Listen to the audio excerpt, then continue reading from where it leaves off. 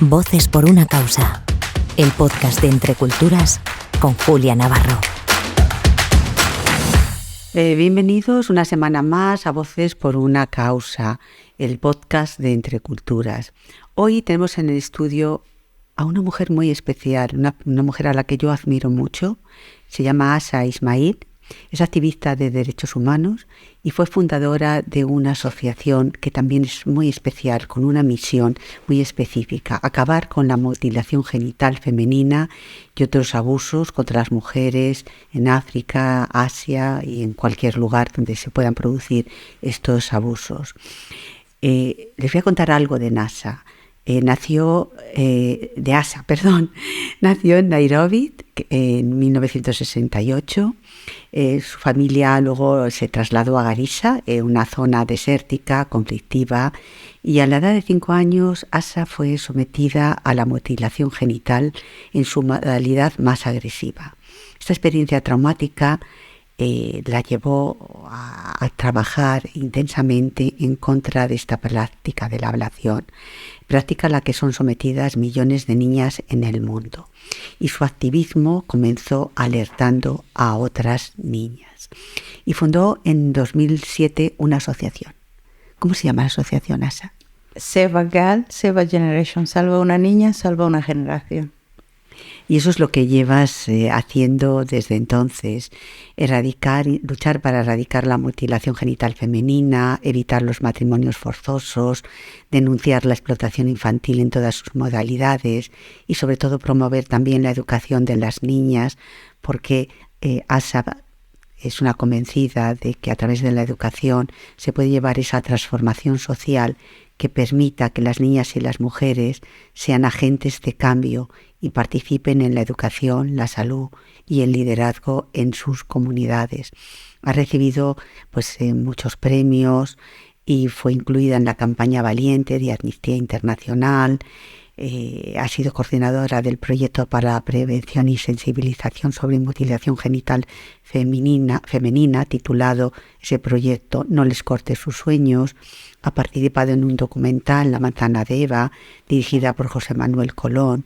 En fin, es una activista que tiene una causa importante con la que nos sacude para que seamos conscientes de lo que le está pasando a muchas niñas y a muchas mujeres. Bueno, gran parte de tu labor consiste en sensibilizar a la sociedad.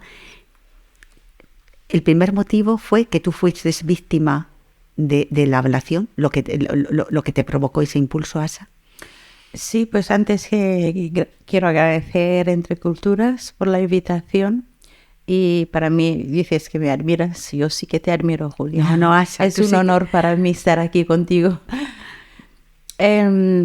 Pues sí, la motivación para entrar en ese proyecto ha sido por esa experiencia personal. Como bien has dicho, yo pasé por la mutilación genital femenina cuando tenía 5 años más o menos.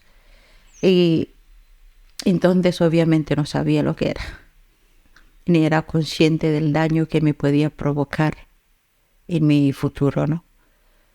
Cuando me cortaron ese momento, yo me acuerdo que pensaba que si se acababa ese dolor de ese momento, si acabaran lo que estaban haciendo, yo iba a estar bien. Entonces lo que quería que acabaran lo que estaban haciendo y que me curara. Iba a estar bien, todo iba a ser como antes. Eso no fue, obviamente, mi vida cambió ese día, pero cambió de manera permanente, porque el daño que te hacen no es solamente físico, el daño te acompaña toda la vida, el daño es daño psicológico y permanente. Y no lo rechacé ese momento, porque era parte de lo que hacía mi gente, mi cultura, lo que ellos conocían. Mi madre lo conoció, toda mi familia, por lo tanto nadie había cuestionado en mi familia ese acto, y yo tampoco ese momento, en que lo rechazaba el dolor como cualquier persona, pero yo no lo cuestioné. Y crecí con complicaciones, muchas complicaciones, porque lo que me hicieron a mí se conoce como la infibulación. La infibulación es la mutilación genital femenina se divide en 4, digamos. Que el 1 es, todos tienen daños, pero el primero, por ejemplo, es el corte de la parte visible del clítoris, un poquito o todo, y puede que no tenga tanto daño en la persona, porque a veces se lo hace nada más nacer, a los 7 días. Entonces la niña normalmente no se acuerda de lo que le había pasado, las consecuencias luego sí lo sufre. Y luego está el tipo 2, que también consiste, depende de la comunidad, el corte parcial o total de la parte visible del clítoris, puede incluir labios mayores, y eso perjudica muchísimo. Pues imagínate que los labios en esa parte nuestro se ha hecho cada parte de ellos tiene un rol que protege esa parte. Entonces yo siempre le pongo ejemplo cuando estoy dando charlas a las mujeres de mi comunidad, intentando que entiendan el daño que consiste. Digo, imagínate en tu boca, te cortan la boca, te cortan todos los labios, te quitan los dientes y no puedes ni cerrar, que entre el aire siempre. ¿Cómo sentiría esa boca tuya siempre seca, no? Entonces, más o menos, cada parte de nuestro cuerpo es muy importante y eso es lo que no tienen conciencia de ello y es dañino. El segundo... El tercero. El segundo, estoy hablando del segundo. Ahora voy al tercero, sí. Que es lo que me hicieron a mí. También consiste, depende de qué parte se hacen o qué comunidad lo hacen de una manera u otra. Lo mío, por ejemplo, consistía en cortar toda la parte visible del clítoris, cortar labios menores y luego cortar también labios mayores y luego el pellejo que quedaba, coserlo para que esté completamente cerrado, dejando un agujero muy pequeño, el tamaño de la cabeza de una cebilla. Entonces, cuando más cerrada la niña, mejor. ¿Por qué? Porque ahí no va a haber penetración ninguna. Asegurarán la virginidad de esa niña para el día de su boda. ¿Y después? Ahí voy. Claro, ¿qué pasa? Las complicaciones empiezan de tal manera en todo ese tiempo, porque empieza, por ejemplo, el momento de ir a orinar y ya no orinas como antes. Las infecciones, cuando llega la regla. Entonces las complicaciones son tantas. Yo me acuerdo la primera vez que vi otras niñas que no eran como yo. Tenía 14 años. Estaba en el instituto, que era un internado. En el instituto de Kenia, que se llama Limuru Girls. Había niñas de toda parte de Kenia, porque no todo Kenia practica. Y niñas que no habían pasado por la mutilación genital femenina. Entonces la primera vez que veo a una niña orinar, porque ahí no cerraban las puertas, era un internado de chicas, ¿no? Y la miré y dije, madre mía, soy mejor que esa niña. Esa niña tiene tantas cosas en su vulva. Yo no tengo esas cosas, yo estoy cerrada, estoy limpia. A mí no se me escucha ni siquiera orinar. Ella está orinando como una vaca. Rechacé a esa niña y pensé que lo que me habían hecho a mí estaba bien. Yo era mejor que esa niña. Con 14 años, como te digo, no se hablaba, nadie lo había cuestionado. Yo tengo que ir convenciéndome que todo lo que me había pasado era bueno. Ahí vas creciendo, la idea no se te quita porque tienes miedo de cuestionar cosas, tienes miedo de preguntar. Cuando preguntas no te responden. Incluso a mi hermana que le pregunté, oye, me pica mucho, y me pica mucho. Y me dice, ¿qué te pica? Algo me pica ahí abajo, me rasco muchísimo hasta casi quitarme la piel. Me dice, pues a mí no. Ella había pasado por lo mismo que yo.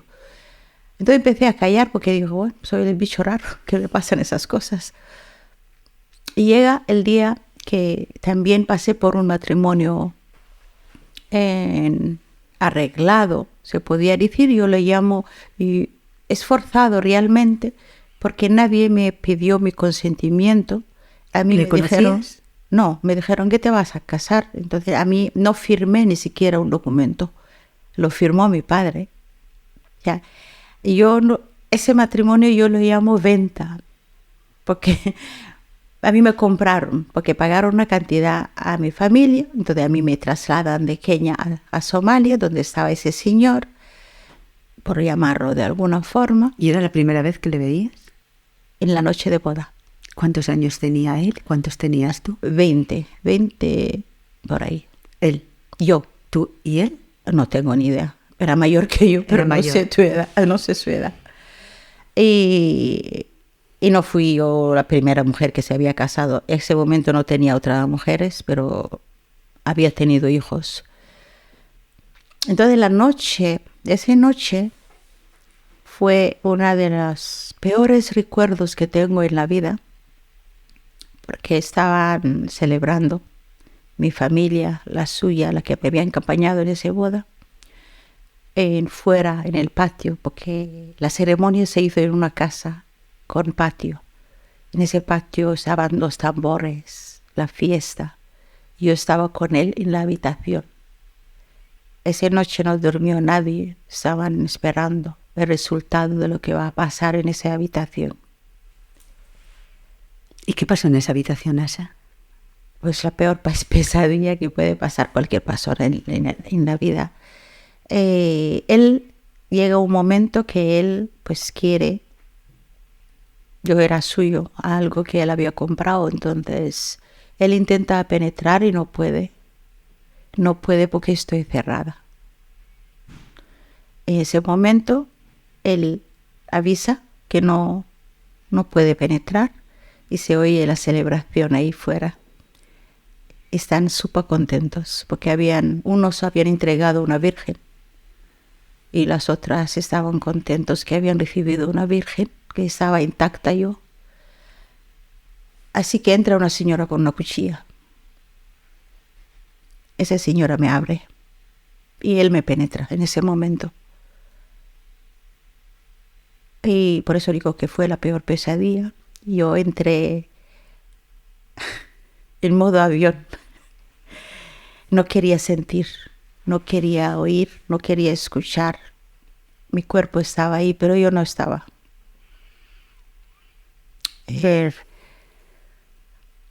Y repetidamente aquella noche, que yo siempre digo que fue violada, una violación que lo celebró todo el mundo. Me acordé de historias que me contaban, que decían que había niñas, le llamaban las niñas locas, niñas que se suicidaban la noche de boda. Decían, había muchas niñas locas que se echaban algunas querosina y se prendían fuego. Claro, yo lo entendí por qué hacían lo que hacían, porque sí, eso es lo que habían pasado, que era lo más normal. En muchas casas es normal que se quiten la vida. Entré en un estado de shock que no quise hablar, no hablaba con nadie y no quería que nadie se me acercara. Entonces las señoras de su familia le dijeron, eso fue la mañana siguiente, le dijeron que me diera tiempo porque hay niñas que reaccionan así, pero se me pasaría. Con el tiempo ya se me pasaría, que me tiene que dejar espacio y tiempo. Porque claro, ellos también comprendían, habían pasado por algo similar. Entonces me dieron una habitación aparte para que yo me recupere del shock de esa noche. En esa habitación, por la noche, porque los peores momentos de todo el día eran por la noche para mí. No quería que llegara la noche.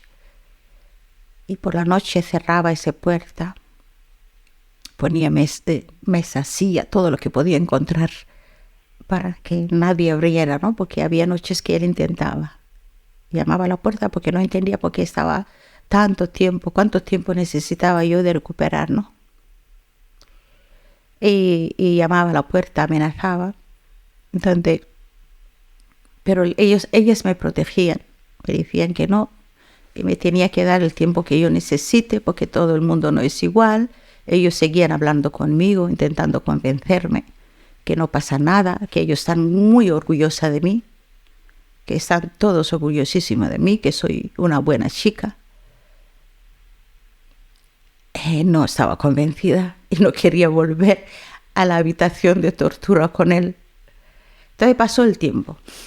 Pasó 2 meses, 3 meses, no sé exactamente. Mi herida, parte de herida, se volvió a cerrar, especialmente la parte de arriba. No se cerró de todo, pero la parte de arriba se cerró. Se pegó sola.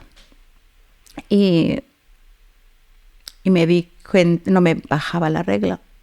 Entonces me llevan al médico y confirman que estoy embarazada. Y yo no quería ese bebé.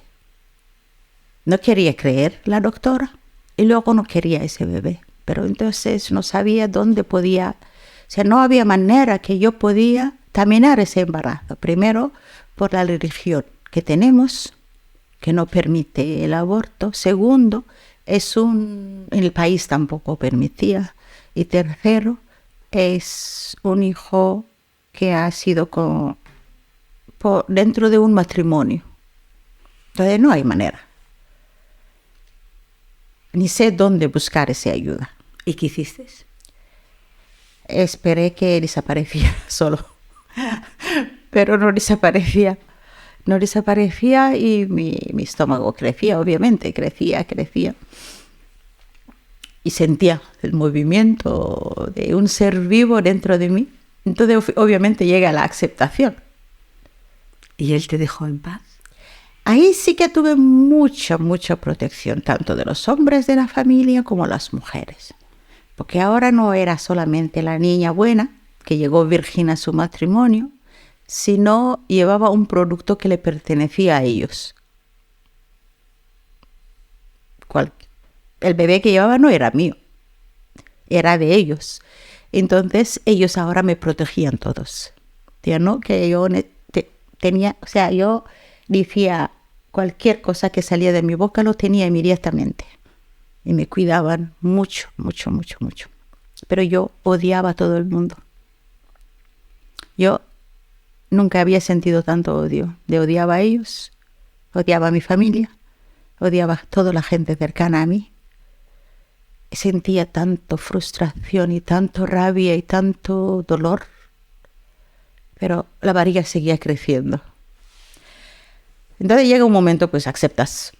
Vas a producir un ser vivo, un ser humano, que tú vas a ser la madre de esa criatura que van a nacer. Entonces llega la aceptación y empecé a rezar, a pedir que fuera niño y que nazca niño, porque los niños no tenían ningún problema. Los niños no pasaban por la tortura que yo había pasado, los niños eran libres. Pues yo quería traer el mundo a un niño. Entonces eso parecía que me animaba un poquito para sobrellevar los 9 meses de embarazo. Llega el parto, que fue horrible. Casi perdemos la vida. Pero finalmente se salva en la silla trasera de un taxi enfrente del hospital más grande de Mogadiscio, que se llamaba, creo que existe todavía, se llama Hospital Banadir. Ahí llegan, intento salir y no puedo porque ya, o sea, como no sabía lo que era el parto, cuando le dije que tenía dolores, las señoras me decían, no, tú no tienes ningún dolor.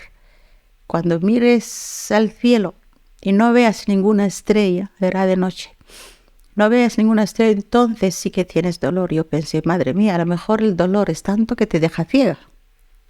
Entonces yo cada vez miraba el cielo y seguía viendo las estrellas. Y digo, pues no, todavía me toca quedarme ciega, porque no es normal. Pues claro, este tiempo yo estaba realmente de parto y empujaba. Cuando me metí en el taxi sentía que quería salir. Y cuando llegamos, pues cuando intento salir del taxi, siento como me corta y intenta salir. O sea, la sensación. Mi hija dice que soy muy bruta, pero siempre digo, es como cagar un gran melón, ¿no? Es algo que intenta salir, pero no puede. Y no sabes cómo lo va a hacer. Entonces me corta y ya me quedo sin dolor. Yo me tumbo en la silla trasera del taxi, con las piernas abiertas, ya no tengo vergüenza. Me acuerdo del conductor corriendo por un lado, todo el mundo corriendo, fueron a buscar ayuda y llegaron 2 enfermeras. Una se sentó aquí. Intentaba, encima de mí casi me muero, no podía respirar, encima era grande la tía, empujando y la otra metiendo toda la mano para poder sacar. Y sacó a tu hija. Y me dijeron que es una niña. Eso también fue un momento de derrota para mí. ¿Por qué tenía que ser una niña? Y me lo dieron, empezaron a coserme porque intentaron reconstruir. Y yo ese día que sentí mucho dolor, muchísimo dolor. He intentado escribir lo que sentí, la frustración de traer una niña en ese mundo en tantas maneras, en tantas palabras, pero ninguna hace justificación lo que yo realmente ese día sentí de traer una niña al mundo. Así que toda mi rabia, toda mi frustración, cuando me lo pusieron y la vi, una cosa preciosa, y digo, esta es mía. Y si es mía, yo decido en su vida. Así que yo no le voy a hacer nada de lo que me han hecho, pero eso me lo digo a mí. Pero tomaste esa decisión Sí. en ese momento. Ese momento, eso fue en 1989, 14 de julio. Y esa es mía y esa. Entonces, ahí nace todo lo que hago. Realmente el punto importante de decisión fue el nacimiento de mi hija. ¿Y después qué sucedió? ¿Te separaste de tu marido? Sí. ¿Huiste? ¿Te ayudó tu familia? ¿Qué hiciste? Buah, una historia muy larga. Bueno, lo voy a resumir. Danos pinceladas. Nace la niña y yo decido que no voy a hacer nada, pero no se lo cuento a nadie ese momento. Pero ahora estoy, digamos, tengo otro estatus en la sociedad. Soy una mujer casada y soy madre. Al ser una mujer casada y madre, puedes hablar ahora abiertamente con las mujeres de ciertas cosas que antes no podía hablar. Entonces lo primero era empezar a hablar, preguntarles qué pasó, porque quería saber si estas cosas solo me pasaron a mí o no. Entonces empiezo a hablar con las mujeres, vecinas, amigas de la familia, preguntarles y cada uno me contaba algo que me destrozaba, ¿no? Es como cuando estás mala, vas al médico, encuentras gente peor que tú y dices, uy, yo estoy bien, me vuelvo a casa. Pues algo parecido. Y digo, entonces, ¿por qué? ¿Por qué tienes que continuar algo que te ha hecho tanto daño? Yo no lo voy a hacer. Yo a mi hija nadie le va a tocar. Yo me acuerdo de mi hermana cuando me escuchó por primera vez que hablamos abiertamente de la noche de boda, de todo, me dijo, sí, pues yo tampoco. Para mí era importante eso porque era mi hermana mayor. Entonces digo, si ella está convencida, además tan fácilmente, a lo mejor sí me puedo convencer más. A mí me crecían alas. Me crecían alas y con ganas de ir y hablar y hablar y hablar. Y así empezó. Entonces, las primeras personas no fue que voy a ser activista y voy a salvar al mundo. Yo necesitaba aliadas. No quería ser la única bicho raro. Entonces, en el proceso de conseguir aliadas por lo que quería yo hacer, eso sí fue extendiendo dentro de mi círculo. Y finalmente me separó años después, nunca volvimos, nunca compartimos habitación con ese señor. Yo empiezo a maquinar un plan de escaparme de ahí. Empiezo a trabajar cuando la niña tenía 8 meses, creo, no me acuerdo bien. Empecé a trabajar para un señor que era exministro de Somalia, enseñaba a sus hijos inglés por la tarde y por la mañana en su oficina. Y ese señor me cogió mucho cariño. Entonces yo le dije que no quería estar aquí, que no quería estar con este hombre. No me permiten divorciarme de él, porque si él te mantiene, él te quiere y vives en la casa suya, no tengo ningún derecho ni motivo de divorciarme. ¿Y tu jefe te ayudó? Mi jefe me dijo, ¿qué quieres hacer? Digo, yo me quiero ir fuera, lejos. ¿Dónde? Me dijo. Y le dije Dinamarca, y no me preguntes por qué. Para mí Dinamarca sonaba lejos. Y yo quería ir lo más lejos posible de mi familia, la suya, a todo el mundo. Y me dijo, ¿quieres ir a Dinamarca? Sí, vale, pues yo te voy a conseguir visado. Tú puedes comprar tu billete. Digo, sí, porque lo que me pagaba él eran $200. Y me lo daba en dólares. Y como tenía casa, comida, todo lo que me hacía falta, yo ¿Lo podías ahorrar? Sí, tenía en una lata. Lo guardaba en una lata, los $200. Entonces tenía acumulado dinero. Y él me dijo que me conseguía el visado para ir a Dinamarca. Entonces mi hermana viene a visitarme en Mogadiscio. Yo le cuento mi plan. Y me dice, no te vayas. Antes, no, dije, no pasa nada, vete a Dinamarca y donde quieras, pero antes tienes que ir a casa, ver a papá, a mamá, y simplemente para que te vean, porque están un poquito preocupadas desde que te has ido, porque no comunicaba con ellos, no le decía nada, yo estaba enfadada, obviamente. Y me convenció y me dijo, ya cuando le veas, una semana o 2, te puedes volver y irte a Dinamarca.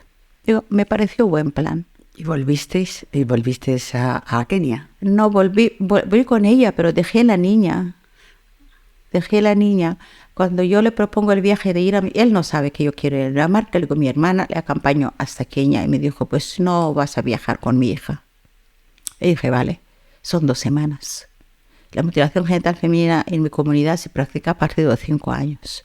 Tengo tiempo. La niña es muy pequeña. Yo voy a estar fuera de 2 semanas, además vamos en carretera, en camiones, no va a ser cómodo viajar con la niña. Yo le dije, vale, no pasa nada. Mi hermana se sorprendió con la rapidez que había dicho que vale. Me dijo, pero ¿te vas a dejar la niña? Digo, sí, le voy a dejar porque voy a estar ausente solo 2 semanas. Voy a comprar nada más cosas, ropa para ella, para el viaje de Dinamarca. Así que me acuerdo, abrí la lata y saqué, no sé si era 100 o $200. Y había un dinero ahí, no me acuerdo qué cantidad. Lo volví a guardar en el agujero debajo de la cama. Y me fui con ella a Kenia. ¿Cómo reaccionaron tus padres? ¿Cómo reaccionaron tus padres? ¿Les contaste tu sufrimiento? No. Nunca se lo conté. Mi madre decía, ¿por qué has dejado a la niña? Ya quería ver la niña. Digo, bueno, voy a volver y vendré con ella algún momento. Ahora era muy pequeñita para viajar. Ella lo único que pensaba era en la niña. Nadie me preguntó realmente qué tal estaba yo. A los 10 días estando en Kenia, estalló la guerra de Somalia. ¿Y no pudiste regresar? Ahí sí que entré en la depresión que se puede... O sea, adelgacé a 45 kilos. Creo que yo me acuerdo poner vaqueros, pero poner debajo 2 pantalones cortos para que tenga algo de chicha, para parecer alguien. Porque eran huesos. Estaba hecho huesos. Una depresión muy grande porque pensé que había matado a mi hija, la persona que me había prometido proteger. La había dejado y Dios me estaba castigando. Por eso ha empezado la guerra. No había manera de comunicar con ellos. ¿Y qué hiciste? ¿No pudiste volver? Durante 11 meses no tenía noticia. Ni teléfono, ni nada. Las cosas que escuchabas por el radio o la televisión, para las personas que tenían televisión, tenía que ir a casas de vecinos para ver. Era cómo se destruía la ciudad de Mogadiscio. No había manera. Entonces un día llega una carta, escrita a mano, una señora que llevaba como 2 semanas buscándome. Llega una carta, lo leo y no me lo puedo creer. La carta lo había escrito él y verifica que estaba en la frontera con la niña y si quería a mi hija, que vaya a buscarla en la frontera. Era la primera llegada de refugiados. No podían cruzar porque ACNUR no estaba todavía, no estaba establecido el campo de refugiados ni nada, estaba en la frontera y Kenia protegiendo su frontera con todos los militares que existen y los otros en el otro lado. Así que fuimos corriendo. Mi hermana no tenía dinero, mi hermana dejó sus joyas en una tienda que le dieron una mierda de dinero, 1.500 shillings, me acuerdo que era. Y que serían ahora 15.000 euros. 15 euros. O sea, el equivalente a 15 euros. Y fuimos a la frontera. Fuimos a la frontera, llegamos, buscamos dónde dormir, porque llegamos de noche y dijo, mañana por la mañana vamos a buscarla. Mañana por la mañana llega. ¿Has visto ese dibujo que dice buscando a Billy? Sí. Todo, bueno, pues era igual, porque ahí había cientos y cientos de personas, todos tenían la misma cara para mí, cara de sufrimiento, polvo, hambre, gente que había caminado desde Mogadiscio para llegar a la frontera. Y yo cuando veo y me desespero y empiezo a llorar. O sea, no voy a encontrar a mi hija, no hay teléfono, no hay un establecimiento, no hay un registro. Y me dice ella, ¿y ahora por qué lloras? Estamos aquí, ¿verdad? Sí, vale. Tú vete este lado y yo voy este lado y esta tarde nos vemos en este punto. Vamos a encontrarla. ¿Y lo hiciste? Y ella se fue al otro lado, yo al otro lado, caminando, y yo no veía. Y de repente, no sé en qué momento, escucho a alguien que me dice, Asha. Y le miro y era él. ¿Te puedes creer que le abracé? Nunca había sido. Pensé que iba a ser feliz en verle.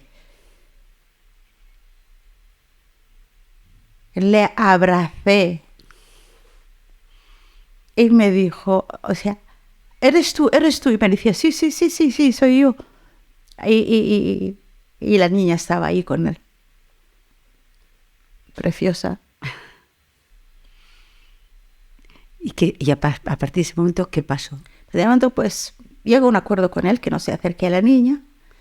Y yo, en cambio, le hago de manera que él cruce la frontera, porque no se podía cruzar la frontera.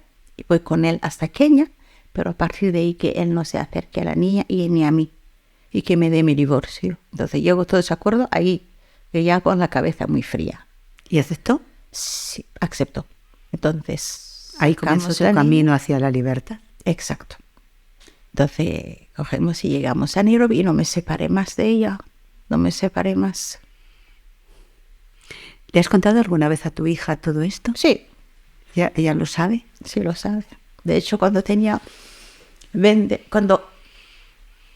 mi hija fue adoptada por mi ex, porque luego conocí un español, por eso terminé en España. Me casé, estaba trabajando con Médicos Sin Fronteras y él también. Él sabía mucho de mi historia y era una persona muy comprensiva, que la verdad me ayudó mucho emocionalmente como mujer. Está vivo. Lo que pasa es que estamos separados desde 2005, divorciados. Entonces me casé con él.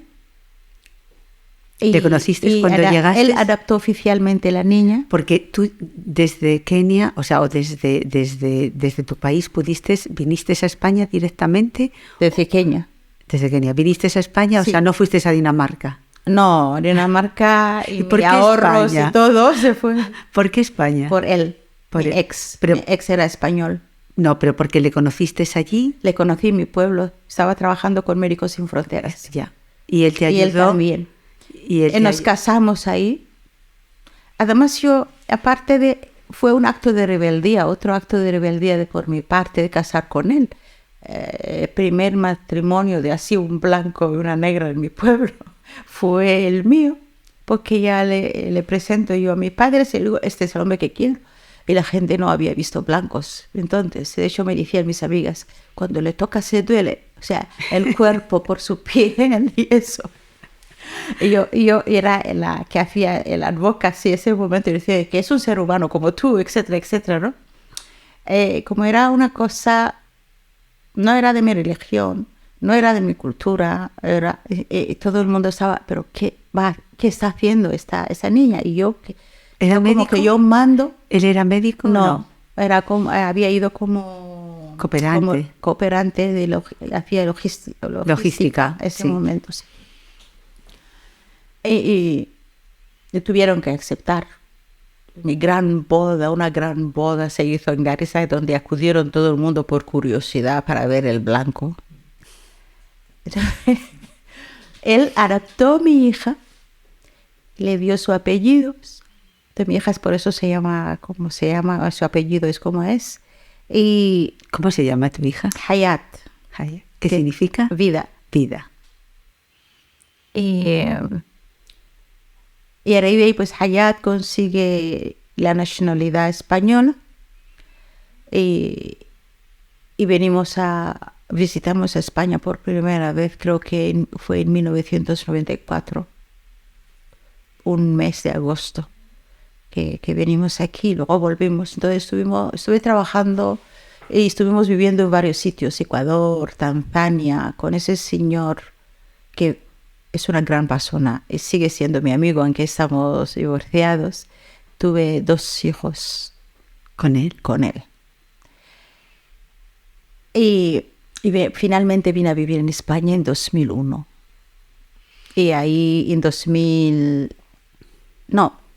España 2001, pero no hablaba español todavía, era complicado poder expresar lo que quiero. Por ejemplo, me acuerdo un año que fui al médico, o una ginecóloga me mira y se escandaliza de lo que ve y llama a otros, y de repente tengo no sé cuántas personas mirándome, yo temblando, yo sintiendo mi vergüenza, yo pensando, esta gente, alguien tiene que decirles lo que me había pasado, pero yo no sabía cómo comunicar y ellos tampoco me dijeron nada. Uno de los motivos. Y luego cuando aprendí un poquito de español, en su momento empecé a trabajar como traductora. Y estaba llegando mucha gente de Somalia, mujeres, hombres, jóvenes. Y esa gente tampoco nadie le hablaba nada de la mutilación genital femenina. En aquel tiempo yo pensando, pues alguien tendría que hablar de este tema. En España se necesita que sean conscientes que hay personas que vienen aquí, vienen con una mentalidad. Yo, por ejemplo, si hubiera tenido esa mentalidad de querer mutilar mi hija, cuando llegamos aquí mi niña tenía 11 años, creo. Yo podía haber ido a Kenia tranquilamente, haberla mutilado y nadie hubiera enterado aquí en España. ¿Y eso sucede hoy en día? Suele pasar, sí, ha habido casos. Y no hay manera, es decir, ¿cómo se lucha contra eso? ¿Cómo puedes ayudar o cómo podemos todos ayudar a poner fin a este problema? Seguir trabajando, sensibilizando, formando a demás mujeres de la propia comunidad para que sean ellas las mediadoras. Porque cada comunidad es diferente. La de Senegal necesitan una mujer senegalesa que habla varios idiomas, la de Mali igual. O sea, cada comunidad tiene que tener una persona que represente y que trabaje directamente o con las organizaciones o con el gobierno directamente en los centros de salud. Porque una cosa que pasó hace poco, fue 14 de marzo, creo, que salió en los periódicos, una mujer en Cataluña que llevó a su niña de 17 meses, creo que dijeron 17 meses, al hospital centro de salud y quería que le mutilaran. Y Cataluña es una parte de España que yo siempre he dicho han avanzado mucho en el tema de la mutilación genital femenina, o han formado, o sea, han empezado el trabajo en Cataluña. El resto del país ha seguido. Adriana Kaplan es la persona que ha llamado mucho la atención y en ese tema ha estado trabajando durante muchos años.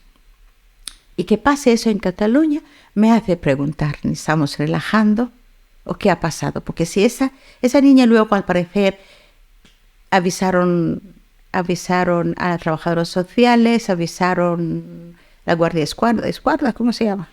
De ahí, bueno, y le quitaron, porque supieron que tenía intención de viajar a Sierra Leone, era de Sierra Leone, y le han quitado el pasaporte. La niña bebé no puede salir del país hasta que cumpla 18 meses. Entonces yo me pregunto, si han podido quitarle la documentación, quiere decir que tenía alguna documentación con autoridad española, porque si tenía pasaporte malí no le pueden quitar por volver a su país. Quiere decir, esta mujer ha pasado su embarazo aquí en España. Quiere decir, la niña ha nacido aquí en España. La ignorancia que tuvo esa señora para ir a acudir al centro de salud para pedir que mutilen a su hija, quiere decir, durante todo ese tiempo nadie le habló sobre la mutilación genital femenina. Por lo tanto, o nos estamos relajando y pensando estas cosas ya no pasan, pero siguen pasando, o no se está haciendo el trabajo bien. ¿Y qué crees que hay que hacer? Pues como dije... ¿Qué estáis haciendo tú desde tu organización para sensibilizar a la opinión pública y para intentar impedir que esto siga sucediendo? Pues mira, acá estamos teniendo charlas de sensibilización, vamos donde nos llaman, estamos trabajando con las mujeres directamente que provienen de comunidades que practican la mutilación genital femenina aquí, con varias actividades, nos inventamos cada vez algo. Ahora tenemos un club de lectura, aunque ninguna sabe leer muy bien, pero bueno, ahí estamos intentando leer en alto, pero la idea es juntarnos para que podamos hablar, crear ese espacio para que vayamos hablando de la mutilación genital femenina y su riesgo, para que vayan concienciando, ¿no? Eso es aquí en España, en Europa, sí. Pero ¿cómo se puede acabar con esa práctica en los países donde...? Sí, pues eso, hemos empezado un proyecto en Kenia, tenemos oficina, además tenemos oficina en Eastleigh, la zona de Nairobi, se llama Eastleigh, donde la población, casi 90%, es la comunidad somalí, y además se considera un sitio de mucho riesgo. Las ONGs no le gustan entrar mucho ahí, los somalíes, porque hay muchos siempre conflictos y historias. Nosotros hemos abierto una oficina ahí. Esa oficina es como el punto de cuando llegan para que tengan información. Estamos haciendo muchísimas formaciones. Ahora tenemos dos grupos, un grupo de 25 mujeres de somalíes y otro grupo de 25 mujeres de Oroma que son procedentes de Etiopía, que también la práctica, hay una alta prevalencia de ahí. Y esos dos grupos estamos dando formaciones con ellos. Formaciones de diferentes tipos, porque no de nutrición, de salud en general, de cómo empezar un proyecto para hacer algo que beneficie económicamente, y también de salud sexual. En la salud sexual estamos metiendo el tema de mutilación genital femenina. Tenemos 2 compañeras aquí, chicas españolas que viven en Kenia, que son coordinadoras del proyecto. Y la verdad estamos aprendiendo muchísimo, no solamente porque estamos entendiendo ahora por qué ha costado tanto, después de tantas leyes, tantos años en esta lucha, porque nunca llegamos realmente a las mujeres ni se les escucha, porque hay muchas organizaciones pues que van a trabajar, pero una de las mujeres me cuenta que había un hombre en una organización que estaba hablando de la mutilación genital, estaban tan avergonzados ellas, porque era un hombre que estaba impartiendo formación sobre sus genitales. Ya. Acudieron a una sesión y se fueron. Entonces, eso es lo que tienen que hacer las organizaciones internacionales cuando van a trabajar en el terreno.